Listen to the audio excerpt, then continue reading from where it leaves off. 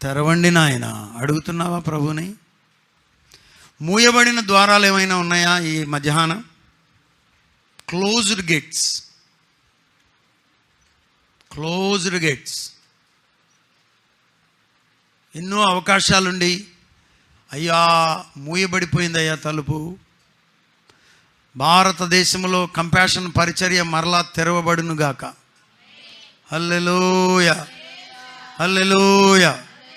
అది మూయబడిన ద్వారం, అపవాది దానిని మూసేశాడు.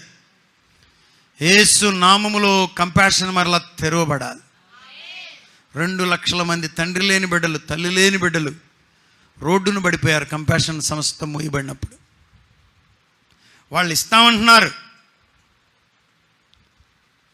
వీళ్ళు ఏం చేశారు?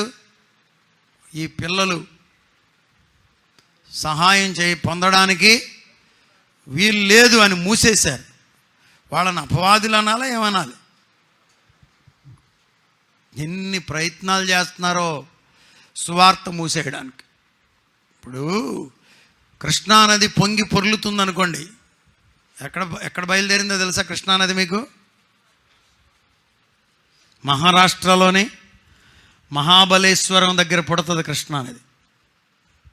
నదులన్నీ ఎక్కడ పుడుతున్నాయి, ఎక్కడ ఎటు నుంచి ప్రారంభమవుతున్నాయి, ఎక్కడ వెళ్ళి కలుస్తున్నాయి, అవన్నీ మీరు చదువుకోవాలి. మహారాష్ట్ర మీదుగా, తెలంగాణ మీదుగా, ఆంధ్ర మీదుగా బయలుదేరి ఎక్కడ హంసల దీవి దగ్గర ఒక పాయ, ఇక్కడ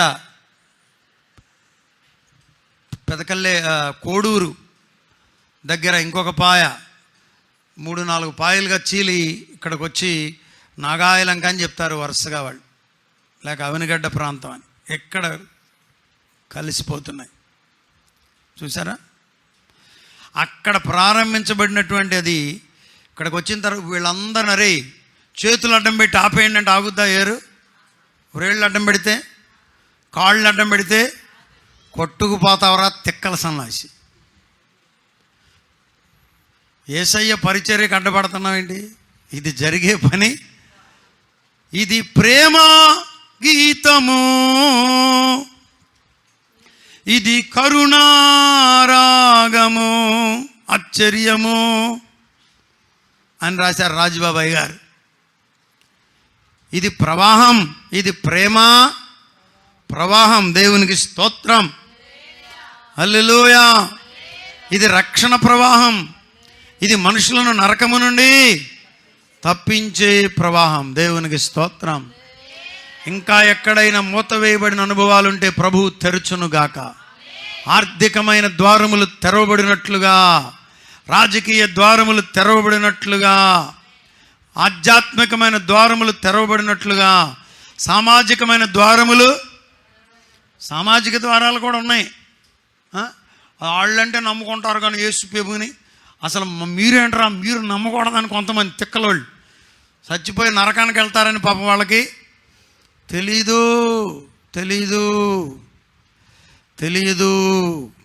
సామాజికమైన తలుపులు మనం ఏం చేయాలి చెప్పండి? తెరవండి నాయన, తెరవండి నాయన, తెరవండి నాయన. తట్టాలి. తట్టుడి మీకు. కోముట్లు అంటారు కదా, వైశ్య సహోదరులు, వారి మధ్యలో వారే సేవకులు లేవాలని మేము ఈ మధ్య ప్రార్థన చేశాం. తట్టాం.